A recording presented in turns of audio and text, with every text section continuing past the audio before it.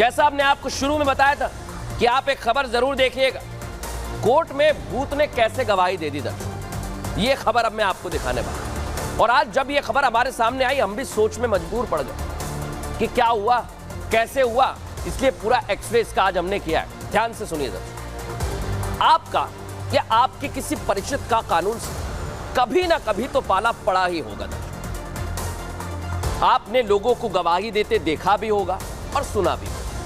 शायद आप में से कई लोग गवाही देने पहुंचे भी होंगे, लेकिन क्या कभी आपने सुना है कि एक भूत ने गवाही दी? सुनने में तो जरूर अजीब लगेगा दर्शक, लेकिन ऐसा हुआ है। भूत ने बाकायदा अपनी शिकायत लिखवाई, उसकी शिकायत लिखी गई और तो और कोर्ट तक पहुंच गई। जब से यह मामला सामने आया है, हर तरफ सिर्फ यही चर्चा है दर्शक। लोग उस भूत के बारे में जानना चाह रहे हैं, उसे देखना भी चाह रहे हैं। तो मैं आपके लिए फिर बता दूं कि आज इसका पूरा एक्सरे मैंने किया है। लेकिन सबसे पहले आपको बताता हूं यह घटना कहां से सामने आई है, हुआ क्या, इस रिपोर्ट में समझिए।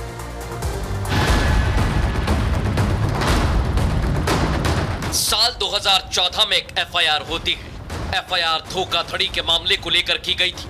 आरोपी 4 लोगों को बनाया जाता है, मामला कोर्ट पहुंचता है और फिर वो होता है जिसकी किसी को उम्मीद नहीं थी, क्योंकि एफआईआर एक भूत ने कराई थी और वो भूत उस शख्स का था जिसकी मौत एफआईआर दर्ज कराने से 3 साल पहले हो चुकी थी। लेकिन प्रयागराज के कुशीनगर पुलिस ने उसे ही शिकायतकर्ता बनाकर बाकायदा बयान दर्ज कर लिया।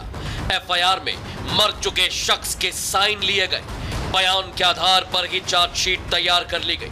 कोर्ट में चार्जशीट दाखिल कर दी गई। लेकिन जब इस एफआईआर को चुनौती देने के लिए इलाहाबाद हाई कोर्ट का रुख किया गया तो जज साहब ने माथा पकड़ लिया। हमारे मुकदमे को गलत साबित करने के लिए हमारे भाई का जो मृत्यु प्रमाण पत्र 2016 का है, जो सेक्रेटरी द्वारा दिया गया है, उस तत्कालीन सेक्रेटरी द्वारा, उसको झूठा साबित करने के लिए इन्होंने 2011 का सर्टिफिकेट इन लोगों ने बनवा करके हाई कोर्ट में लगाया है। इस अजीबोगरीब मामले और भूत के एफआईआर कराने पर कोर्ट सख्त टिप्पणी करता है। एसपी कुशीनगर को मामले की गंभीरता से जांच के निर्देश देता है, साथ ही 4 लोगों के खिलाफ आपराधिक कार्रवाई रद्द करने का आदेश देता है। दर्शकों, अभी भी यह मामला आपको पूरी तरह समझ नहीं आया होगा, लेकिन मैंने इसके केस की स्टडी, हमारी पूरी टीम ने आपके लिए केस तैयार किया है। ध्यान से सुनिए क्या हुआ।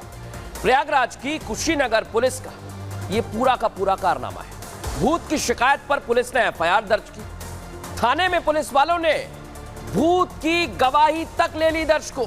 इतना ही नहीं, यहां एफआईआर में भूत के साइन भी करा लिए गए और भूत के बयान के आधार पर चार्जशीट तक तैयार की और फिर भूत की शिकायत को इलाहाबाद हाई कोर्ट में चुनौती दे दी गई। चार्जशीट को पुलिस ने कोर्ट में पेश कर दिया।